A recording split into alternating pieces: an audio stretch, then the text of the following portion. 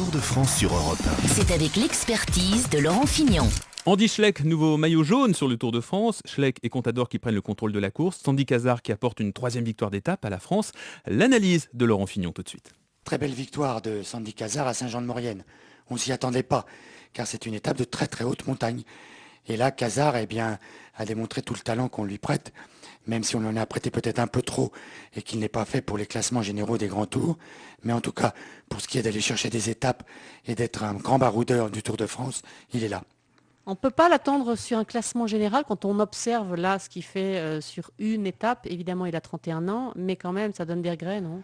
Non, je crois que malheureusement on s'est un peu trompé sur lui et que lui s'est laissé enfermer dans un schéma qui n'était pas le sien.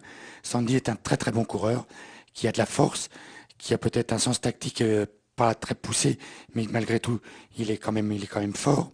Mais je crois qu'il était capable dans sa carrière d'avoir un meilleur palmarès sur des courses plus petites, ça c'est certain. Sur des courses moyennes de 3-4 jours par étape, il aurait dû en gagner plus, voire aller jusqu'à un Paris-Nice. Mais après, non, je crois que ça lui est interdit. D'une part, parce qu'il manque un petit peu de jump, et puis il est quand même limité contre la montre et en très haute montagne. Mais pour ce qui est de faire le baroudeur comme il l'a fait aujourd'hui, il est très fort. Le match du Tour de France désormais se résume à Contador contre Schleck, au vu de ce qui s'est passé hier. Oui, c'était exactement le type d'étape où il fallait s'entendre entre leaders. C'est une étape où on pouvait faire la différence en étant ensemble, mais pas tout seul. Et c'est ce qu'ont fait les deux grands leaders du Tour, Schleck et Contador. On les a vus. On a d'abord vu un Schleck attaquer très fort dans le col de la Madeleine.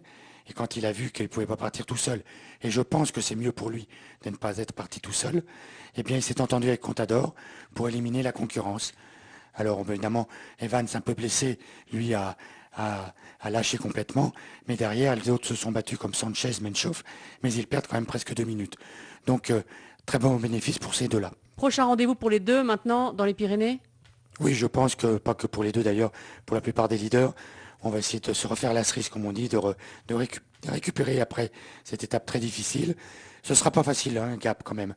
Ça monte, mais enfin pour les leaders, rien de bien difficile. Ce sera plus dur pour les équipes de contrôler.